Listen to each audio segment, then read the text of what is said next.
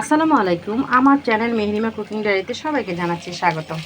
আবার একটি রেসিপি নিয়ে আপনাদের সামনে চলে এসেছি। রেসিপিটি হচ্ছে বিফ সমুচা।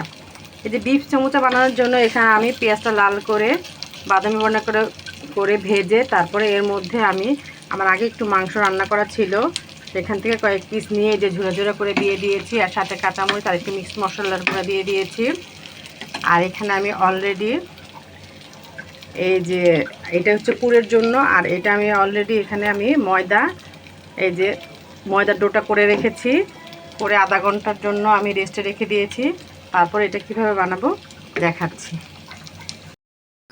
এই যে আমি একে একে সবগুলো বিফ সমুচা বানিয়ে ফেলেছি। এগুলো আমি এই যে রুটি করে তারপর এর মধ্যে পুরটা ঢুকিয়ে দিয়েছি, আর এই যে মোটামুটি একটা শেপ করে নিয়েছি।